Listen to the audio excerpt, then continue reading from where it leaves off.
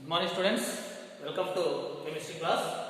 Today I am going to be discussing about the fourth chapter, chemical bonding and molecular structures. Chemical bonding and molecular structure.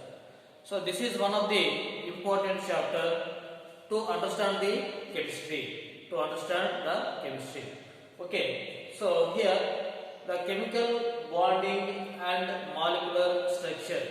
Chemical bonding and molecular structure. Now we are going to the discussing about this. First we know what is the chemical bond. What is the chemical bond? So chemical bond. What is the chemical bond? The attractive force which holds various constituent atoms. The attractive force which holds various constituents means here atoms, ions, etc. together in different chemical species. Called chemical bond. Okay. So which holds various constituent elements. Attractive force. This is one of the attractive force which holds various constituents, means atoms, ions, etc. together in different chemical species is called chemical bond. Okay. So suppose two atoms or two ions exist both attractive force to them. That attractive force is called chemical bond. So here atoms participate in a chemical bond. Is due to atoms are less stable. When they are less stable and more energetic, hence they form molecules, losing some energy by participating in chemical bond.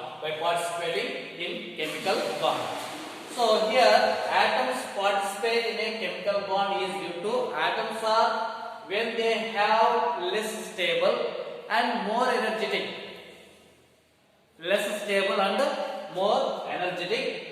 They form molecules, losing some energy participating in chemical bond. So that is the reason. So suppose we have to take for example hydrogen and hydrogen. These are atoms. Hold various chemical species. Or same species between them that exist can hold attractive force together, which can that given molecule. So here hydrogen and hydrogen both are when reacting to form H2 molecule. Means here hydrogen and this hydrogen highly energetic and less stable. So when they lose energy when reacting with each other to form a H2 and release some energy. Okay. So molecules less stable. Atoms are less stable, molecules are more stable. So another example also here, chlorine and chlorine. Both are atoms of the element. So when this reacting with, so both are highly energetic, less stable. When they are highly energetic, automatically less stable. Okay. So after reacting with these two form Cl2. With given some energy that is minus plus 239.1 kilojoules per mole. This much of energy is released. So more energetic, less stable atoms combine to form a molecules. So that's why formation of bond is accompanied by decrease in potential energy. Formation of bond is accompanied by decrease in potential energy. In their potential energy is decreased after the completing the reaction, after the formation of molecule. So decrease in potential in its potential energy in its decrease. So chemical bond formation is always exothermic. So that's why what happened? Chemical bond formation is always exothermic. So high energetic elements of the atoms combine together to form a molecule. At that time, that is given some energy. So that's why that reactions are here exothermic in nature. Okay. So in chemical bond, both attractive and repulsive forces. In chemical bond, both attractive and repulsive forces. Attractive forces and repulsive forces exist in a equilibrium. Attractive and repulsive force both in a chemical bond. When it is existed, it is when they have the reaction in equilibrium position. In that position, both are attractive and repulsive forces are same in their equilibrium position. Okay. So in their equilibrium position, so that is chemical bond is both have attractive and repulsive forces. Okay. Then now we know already valency. What is the valency? The combining capacity of the element. The combining capacity of the element is called valency. So chemical bond formation depend on the valency. It's the chemical bond formation depend on the valency electrons in their outermost shell of the element or atom. So that's why we need to know what is the valency. The combining capacity of the element is called valency. Okay. So this combining capacity is called valency. Okay. What is the valency? The number of atoms present per molecule. That is depend on the combining capacity of the constituent elements. In a molecule, per molecule, how many atoms are there? That is depend on the valency, combining capacity of the constituent elements. So this combining capacity of the element is called what? Valency. Suppose, for example, in CH4, the carbon capacity, combining capacity of the carbon is 4. Why? Because number of hydrogens nothing but valency. So 4 hydrogens are there. So that's why carbon combined with 4 atoms of hydrogen. So the capacity of the combined capacity of the carbon is 4. So that's why that valency is 4. And SF6 also sulfur valency 6. Why? Because SF6 combining capacity is 6. Sulfur combining capacity. Sulfur valency 6. Okay now. So that is chemical bond based on the valency electron. The formation of chemical bond based on the valency of constituent elements. Okay. So here one part here. So all this chemical bonding. Why need the formation of bond, how it is the form the chemical bonds. All these terms explained by the different theories are there. Different theories are there. In the different theories, explanation about the chemical bond, different theories is there. That is Poisson-Lewis approach. Poisson-Lewis approach. Another one is Weisspur valence shell electron pair repulsion and molecular orbital theory, Valency bond theory. Okay, all these explain about the formation of bond. About the formation of bond. Okay, so here that is how to formation of the chemical bond, why it is needed, Okay, so all these terms explained by the some theories are there. The theories are Poisson-Lewis and Weisspur molecular orbital theory, Valency bond theory. Okay, so that's why always in a atmosphere the elements almost all in combined state, not in free state, except noble gases, remaining all elements in combined state, so that's why all these are not available in pure state. So that's why we need what is the existing between that forces, which type of forces are there, that is dependent on the different bonds are formed. Okay, first we need to know the Poisson-Lewis approach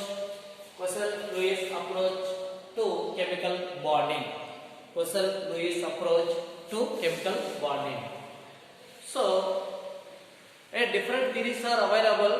In the first 1916, the first Poisson and Lewis succeeded independently in giving a satisfactory explanation about the chemical bond. Satisfactory explanation about the chemical bond. Okay, so this Poisson-Lewis approach is based on the it is also called electronic theory of valency. This was proposed on the basis of Bohr atomic theory.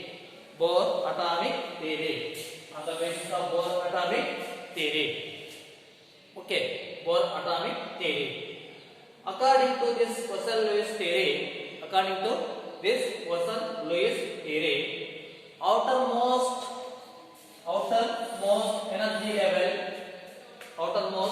energy level in an atom is known as valence cell.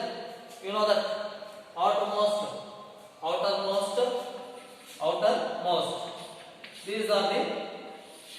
This is the plus nucleus. Around this orbits, that is called energy levels. So this energy levels outermost. This is energy levels are cell. Or orbits. What is this name? Orbit, cell, or energy levels. So this is outermost energy level. So this outermost energy level is called what? Valency cell. This outermost energy level is called valency cell. Okay, so valency cell. So in this present electrons are called valency electron. In this, the electrons present, that electrons are called valency electrons. What is when you have these outermost cell having electrons, that electrons are called valency electrons. So known as valency cell, and the electrons, E minus electrons present in it called valency electrons. electrons. Okay, valency electrons. Then the electron present in, so this is the valence cell. The electrons are called valence electrons. Then the electrons present in inner cells. So these are inner cells. All these inner cells. All these inner cells. All these inner cells. Inner cells. The electrons present in inner cells. Present in inner cells called core electrons. Called core electrons. The electrons present in inner cells, that is called what? Core electrons. Core electrons. The electrons present in inner cells called core electrons. Core electrons. Okay. So generally these elements with 8 electrons in their valence shell are more stable than the other elements. The elements which are present in valence shell, the elements which are 8 electrons in valence shell, that elements are more stable than other elements. So here the elements with 8 electrons in their valence cell are more stable than other elements. Okay. So generally we have the same 8 electrons present in valence cell, that is noble gases. So that's why noble gases inertness due to the presence of NH2 NP6 configuration. NH2 NP6 configuration means what? 8 electrons present in outermost shell. 8 electrons present in outermost shell. Generally we have to see this configuration noble gases. So noble gases, we have to see in the noble gases NH2 NP6 electronic configuration. NH2 NP6 electronic configuration. So that is the 8 electrons in outermost cell. So that elements are more stable than other elements. In the periodic table we have to see the noble gases are more stable elements comparatively other elements. Okay. So here nucleus plus inner cell electrons called kernels. This is nucleus plus inner electrons. Nucleus plus inner electrons, that is called kernels. Positive kernels. That is called positive kernels. So kernel, that is called what? Kernel. Hence all the elements try to achieve or acquire 8 electron in outermost shell or orbit. So try to all the elements except noble gases. What are the except noble gases? All the elements try to accept noble gases. Helium, neon, argon, krypton, xenon, radon. Okay. So except these noble gases, all elements try to acquire 8 electrons in its valency shell or valency orbit or outermost orbit. So for the stable purpose. Okay. So that's why every element being 8 electrons in outermost electronic configuration.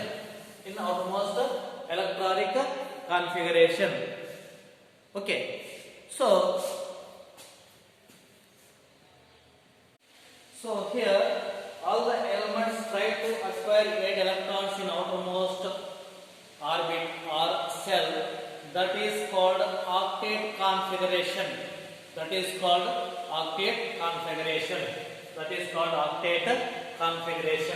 So here, even though helium has only 2 electrons in outermost shell, only two electrons in outermost shell means 1s2, 2s, 1s2.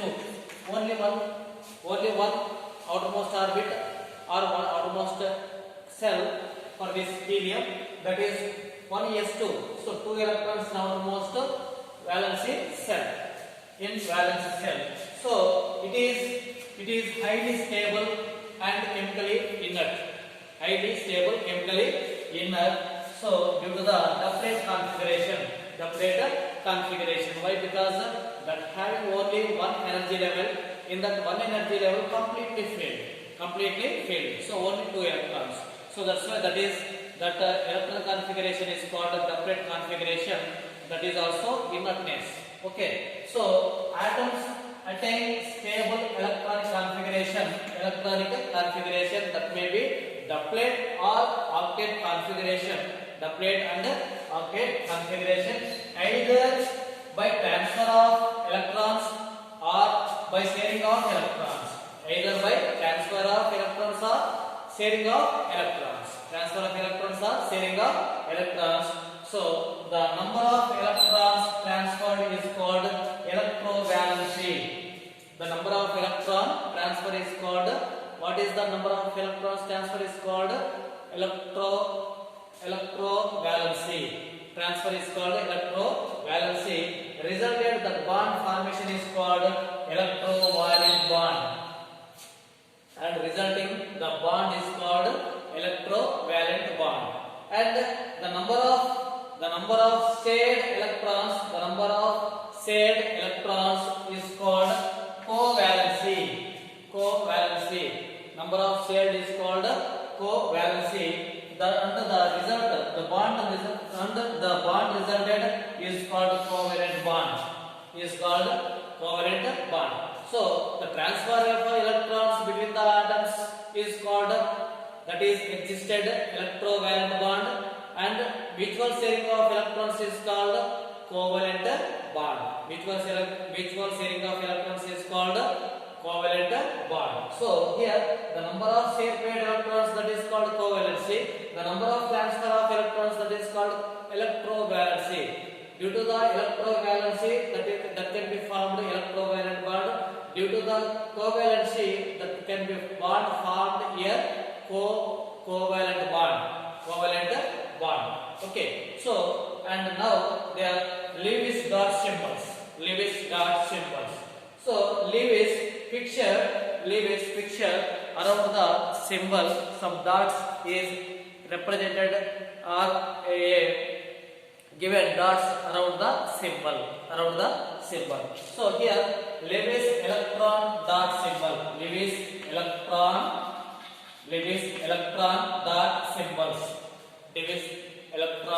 dot symbols. So dots is nothing but here electrons. The dots is nothing but that is the electrons. So here first the symbol of the element. The symbol of the elements represents generally symbol of the elements represents nucleus along with all the inner electrons which do not take a part in the bond formation. So symbol means what here?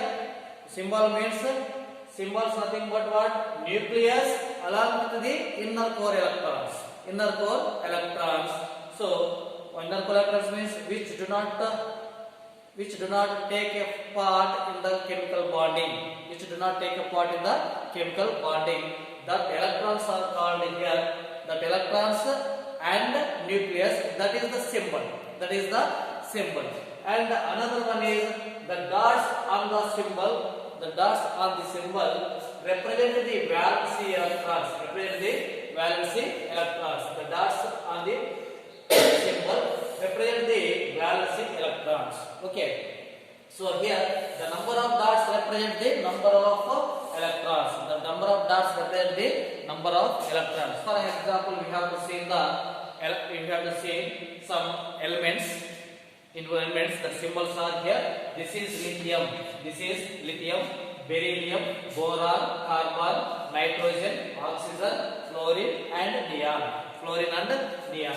So symbol of the element means nucleus and inner core electrons. Nucleus and inner core electrons. So here lithium means, what is the electron configuration of lithium? 1s2 2s1. 1s2 2s1. So this is lithium. Lithium is a first group element. Lithium is a first group element. So this is the first energy level. This is second energy level. So this is the outermost. This is the valency cell. This is the valency cell.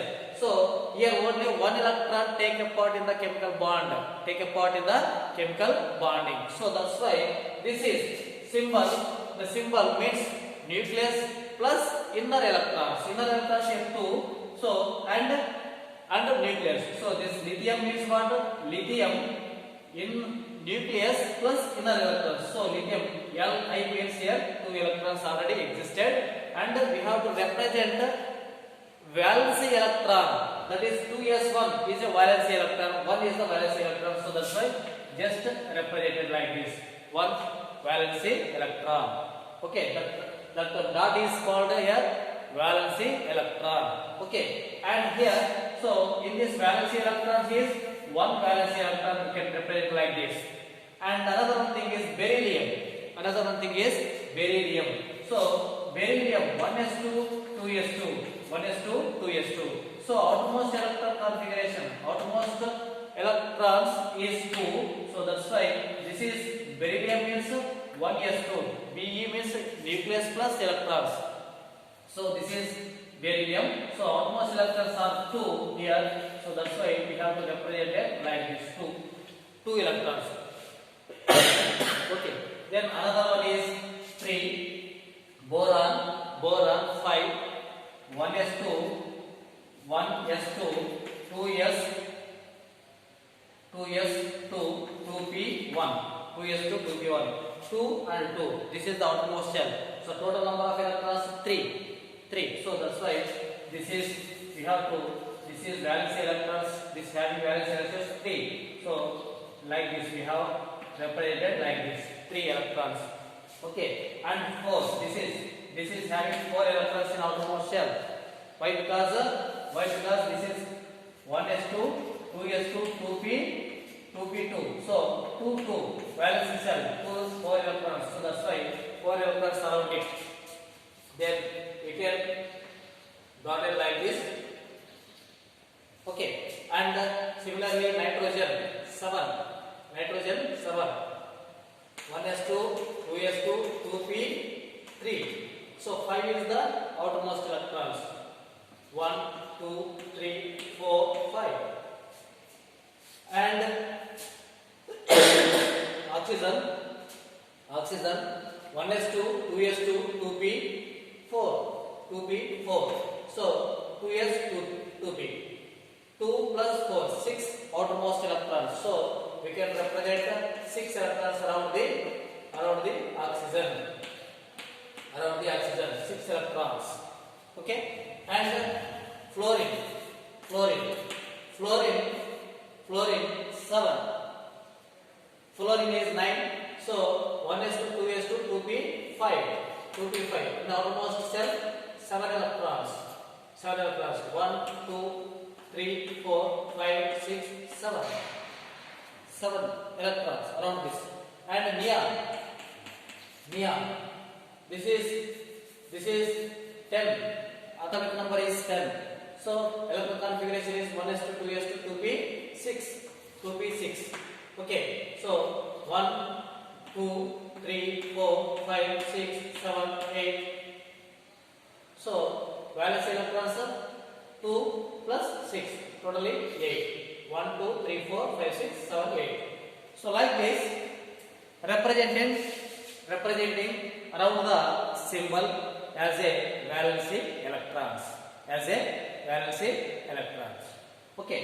So this valency electrons take a part in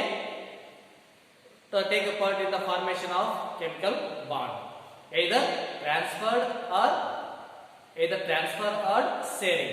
For the transfer, that formation of electrovalent bond, for the share of electrons, that is resulted resulting the bond is called covalent bond.